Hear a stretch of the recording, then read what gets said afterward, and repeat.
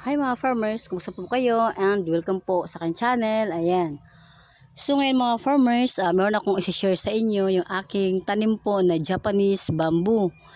Etong aking Japanese bamboo po mga farmers ay simulat sa pulpo talaga ay ngayon ko lang siya nakitang namumulaklak po. Yan. Yung aking Japanese bamboo mga farmers.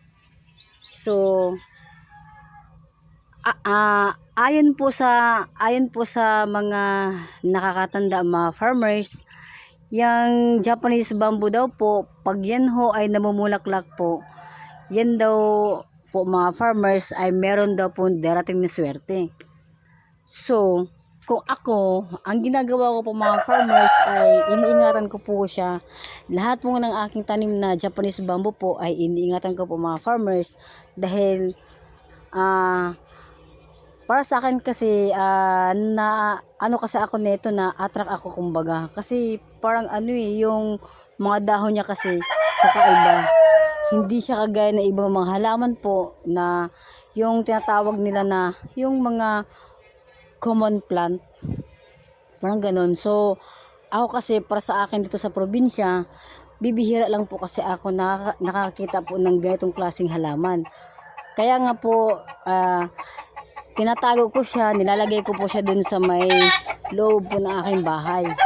Kasi, yun nga po, iniiwasan ko po na baka baka masira sa labas. Tapos, yung kulay niya po, parang ang gusto-gusto ko talaga ng kulay niya. Kasi, yung aking, talim na yung mga farmers ay kulay, dark green talaga siya. Ayan na po yung bulaklak, ayan. Yan po yung bulaklak ng aking Japanese bamboo.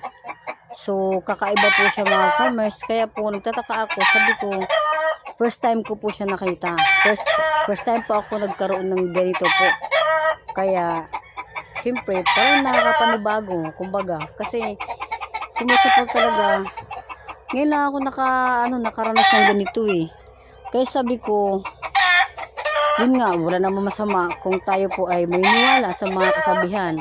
Ganyan. Lalo na po sa mga nakakatanda. Kasi, di ba syempre po, sila yung mas maalam sa atin pagdating po ng mga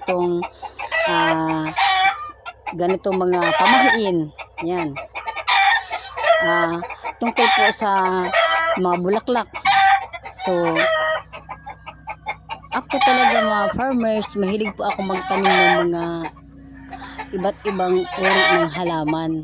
Ayan, kung mapapansin nyo po dyan sa aking mga vlog, nandyan po yun, naka-upload na po yung mga farmers, kung kayo po ay nakasubaybay sa aking mga ina-upload na mga videos. Ayan, so andyan na ho yung mga tinatawag nila ng mga benefits. So kaya nga ako, pag halimbawa na meron akong naggustuhan ng mga halaman po na gusto ko talaga ipasok sa bahay, kaya po pinapaganda ko yun. Hindi ko po siya binibilad sa init, hindi ko po siya masyadong pinapaarawan. At saka kung gustuhin ko naman po na paarawan yung aking mga halaman or mabulaklak ko po ng mga tanim mga farmers, nilalabas ko po sila. Tas mga after 10 minutes po mga farmers, simula nung aking yung paglabas ng aking mga halaman po, pinapasok ko ulit dyan sa loob ng bahay, kasi hindi ko po sila basta-basta po inaano, kasi diba syempre iniisip ko baka mawala kasi diba syempre maraming yung iba kasi inuusog pa nila, lalo na kung maganda yung maganda yung klaseng bulaklak. Ayan.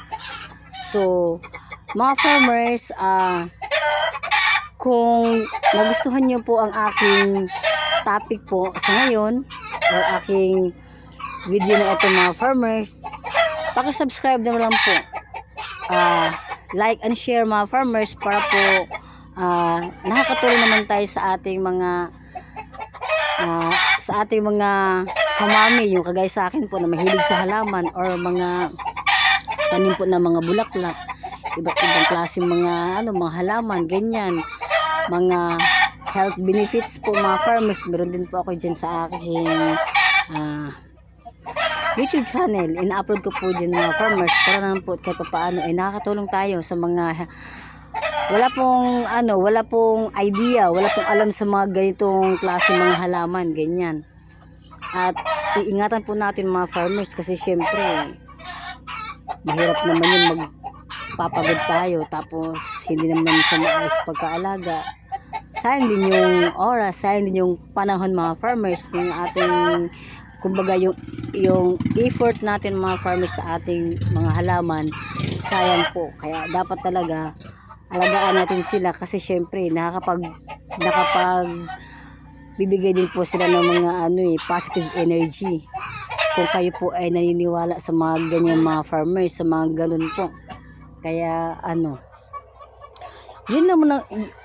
yun lang naman po ang aking isi-share sa inyo mga farmers sa araw po na ito para kahit papaano meron naman tayong update sa ating mga videos. Ayan.